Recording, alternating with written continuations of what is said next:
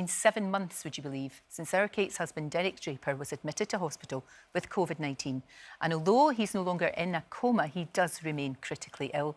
That being said, Kate revealed over the weekend Derek uttered his first word in over 200 days. She joins me now, and this is, it's so good to see you. It really is. See you properly. See you properly. I know, not on the telly. We'll have to not look at each other because we'll start crying. I know, I'm trying. Yeah. Bittersweet, though. I mean, he did say a word, but the word must have just... It's awful, isn't it? So you don't want your husband to feel pain. You feel pain, and you didn't know what he was feeling. But yes, they said, we've got a word. They rang me and said, we've got a word. They were quite emotional as well. And the brilliant doctors and nurses and all the teams constantly talk to him like he can hear, which is the right thing to do throughout the whole thing that he's been in the coma. And they said, you know, we're going to move your leg, let us know if you're discomfort or pain. And he just suddenly went, pain.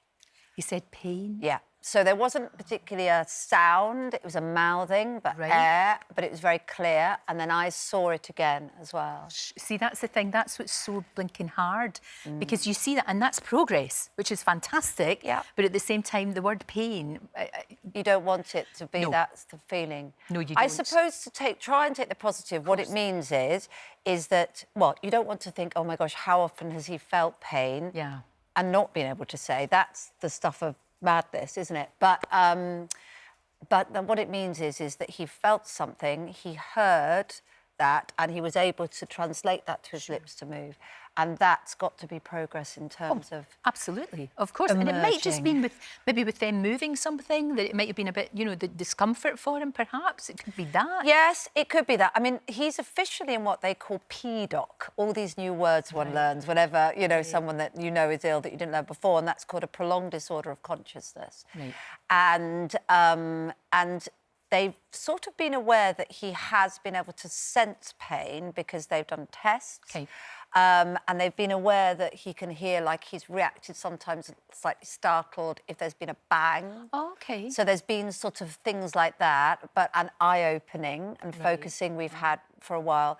But that doesn't necessarily mean there's any connection. So I feel like this, I feel like it's the beginning of him emerging. Hopefully, but there's a long road ahead, right? Oh, of course, There's just such a long road. And ahead.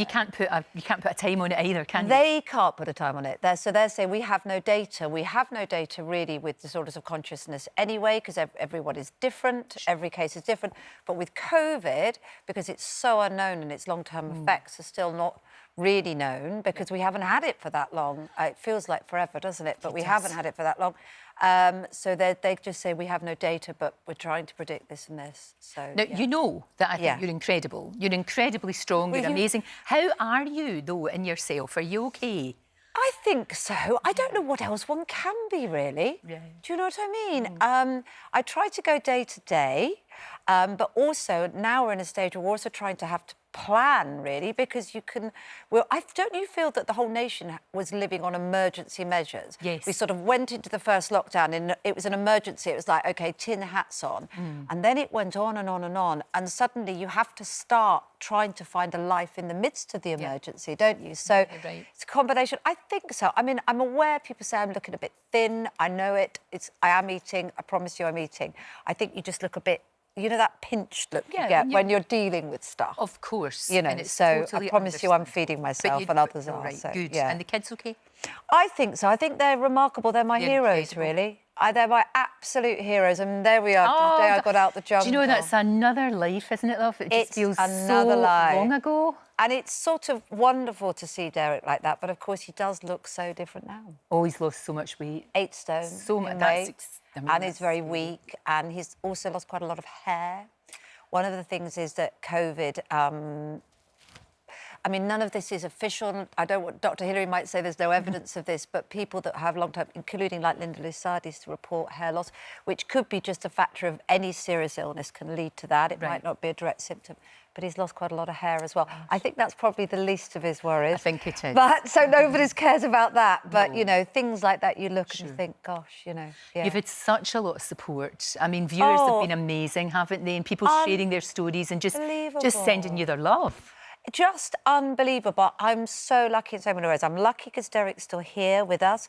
I'm lucky that people are just so kind, and that is one of the positives, that you see so much kindness, don't you, in the world, and you see the best of people in the worst of times. And people have just been incredible, you know. People will come up to you and say, my daughter's a nurse, thank you for saying how brilliant the nurse is, they're struggling, you know, thinking of you, we're praying for you. It's just wonderful, and I think, my goodness, you've got to come back, Derek, because you've got a lot of thank you notes to write that's to going to people, take, you know. that's going to take really quite some time. But even William and Kate were talking to you, and of course, as we know, he had it himself. He's been through it himself. His dad has had it and was very vulnerable. So, you know, absolutely. And I think they get it. You know, we often feel the royal family are very removed, and of course they are, really. They're not having the lives that we're having. But on that basic human level, you know, when it comes to the crunch, I don't know about you, Lorraine, it's a really weird thing to say, but when you feel very lucky working in television, don't you? Oh, very much so. Very lucky. Absolutely. And I'm sure they feel lucky. But actually, at the core of life is family and home, isn't it? And he was saying to me, it must be so hard for the children. I really feel for them. And I thought, well, you lost your mum. Yeah. You lost your mum, younger than Darcy and Billy. You do know what it's like. Derek's still with us, but he's absent. So it was rather lovely, actually, to see them together, and what an honour that they've even heard of me. To be honest, it was genuinely from the heart when they were saying that to you. You could tell that they really meant it. And you know, and when she said, "I want to give you a hug," absolutely, because that's what I want to do for you now. That's what all of us want to do for you now. And of course, we're not allowed to do that. We're not allowed to do that. It's the first thing anyone would do, isn't it? And that's what's cruel. I do think, gosh, we're raising a whole generation of children for whom they think hugging is wrong. I know. It worries me. It really does. Yeah, isn't it? Really we just does. have to make up for it, won't we, when we can? Oh, we absolutely will. And with Derek, it's like sort of baby steps. And you're always in my thoughts. And I'm always thinking of him, especially when I see people who are saying, "Oh, I don't want to wear a mask. Oh, why? You know, this is just the flu." I mean, people are like that, and I always think of you, because it's really serious, and we have to, and it's not, you know, nobody wants to have to wear masks, and it would be lovely to be able to go out with our friends, but if we can just knuckle down for this brief time, you know, that's the thing. I know, and I'm aware that that's easier said than done. Of course. Because it's easier said than done for all of us, you know, but I just wouldn't wish what Derek is dealing with and what we're dealing with on anyone. So if you can do something to avoid going through it. But then I know it's terribly hard for people when it's their livelihoods and missing people.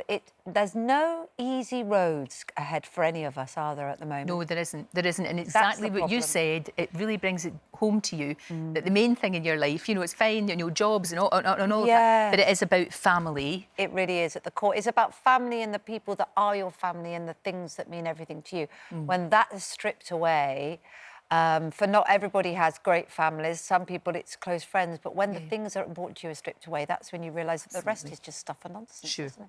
It is. You know? It is, and there's hope, Kate. That's the main thing. There is hope. There is hope. So I put my tea down. I do that automatic. It's such a British thing, isn't it? Clutch your tea. If all else fails, have a cup of tea. Absolutely, we wouldn't get by. Chatting to you. We wouldn't get by without a cup of tea. I know. I put my tea down. No, absolutely. I think that there is a huge power in hope. There is a huge power in hope.